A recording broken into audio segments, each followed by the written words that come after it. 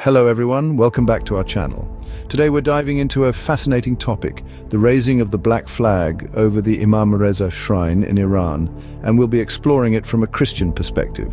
This event, steeped in symbolism and tradition, has sparked curiosity and interest across the globe.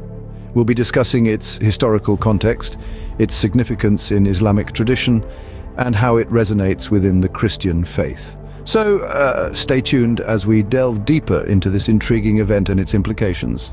Let's start with some historical context. The act of raising a black flag over the Imam Reza shrine is deeply symbolic within Islamic tradition. Black flags have a long history and carry a wealth of meaning. They are often associated with mourning and sorrow, which is why they are commonly raised during the month of Muharram, a time of mourning for Shia Muslims. Yet they also bear a prophetic significance. They are said to herald the advent of the Mahdi, a messianic figure within Islam who is believed to bring about an era of justice and peace. To understand why these flags are raised over the Imam Reza shrine in particular, we need to delve a little deeper into the geography and historical significance of the region. The shrine is located in the province of Khorasan, in northeastern Iran. This region holds a central place in Islamic eschatology, the study of end times. Various hadiths, sayings of the Prophet Muhammad, indicate that black flags will rise from Khorasan, signaling the coming of the Mahdi. The Mahdi, whose name translates as the Guided One, is a figure of immense importance within Islamic tradition, particularly within Shia Islam. He is believed to be a descendant of the Prophet Muhammad, who will appear during the end times to restore justice and righteousness.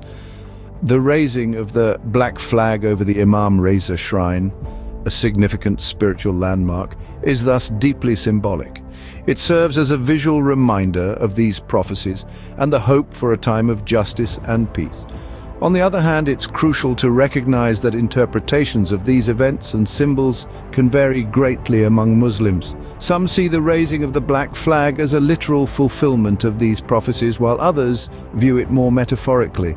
For some, it's a call to spiritual vigilance and a reminder to strive for justice and righteousness in their own lives. For others, it's a political statement, a way of expressing solidarity with oppressed groups or protesting against perceived injustices. This range of interpretations reflects the diversity within the Islamic world, a diversity that is often overlooked in broader discussions about the faith. It also underscores the importance of approaching such topics with humility and a genuine desire to understand rather than making sweeping generalizations or assumptions. As we see, this event holds profound significance within the Islamic faith. But how do Christians view this? We'll explore this question in the next segment. As Christians, our understanding of prophecy and end times comes from Jesus Christ's teachings and biblical revelations.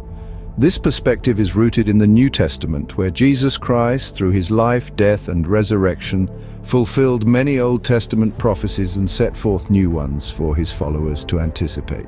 First, let's look at the book of Revelation.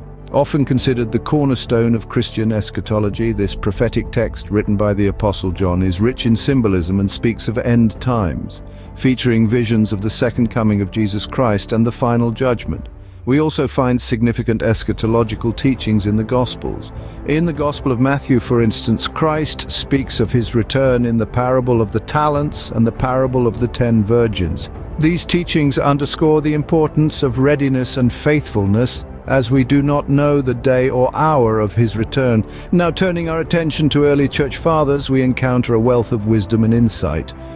One of the most influential figures is Augustine of Hippo, a theologian of the late 4th and early 5th centuries. Augustine held a cautiously optimistic view of the end times, teaching that while the world will indeed face trials and tribulations, God's ultimate victory over evil is already assured through Christ's resurrection.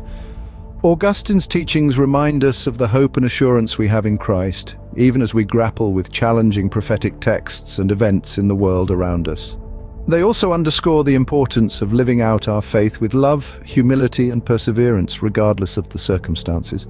This brings us to the topic of interfaith dialogue. As Christians, we believe in the importance of understanding and respecting other religious traditions, even as we hold firm to our own beliefs. Interfaith dialogue is not about compromising our faith, but about fostering mutual respect and understanding.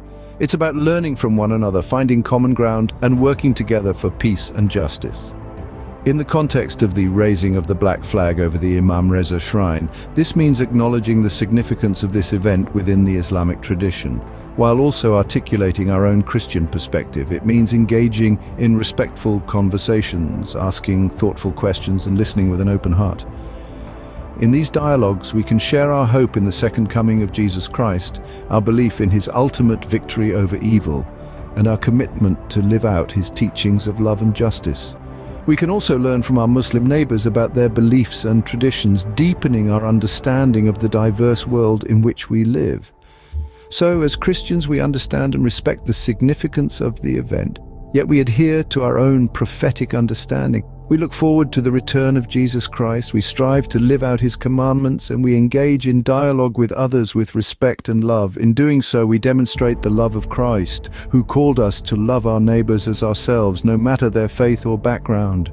In conclusion, while the raising of the black flag over the Imam Reza shrine holds significance within Islamic eschatology, as Christians, we adhere to our own prophetic understanding. We've explored the historical context and symbolism of this act, delving into the significance of black flags in Islamic tradition, the key region of Khorasan, and the role of the Mahdi. We've also touched on the modern implications of such events and how they are interpreted today. From a Christian perspective, we've discussed our own understanding of prophecy and end times based on the teachings of Jesus Christ and biblical revelations. We've highlighted key Bible passages and insights from early church fathers such as Augustine of Hippo. And we've underscored the importance of respectful interfaith dialogue while maintaining our faith convictions. We await the second coming of Jesus Christ and continue to live out his commandments of love and justice. Thank you for joining us today, and we look forward to seeing you in our next video.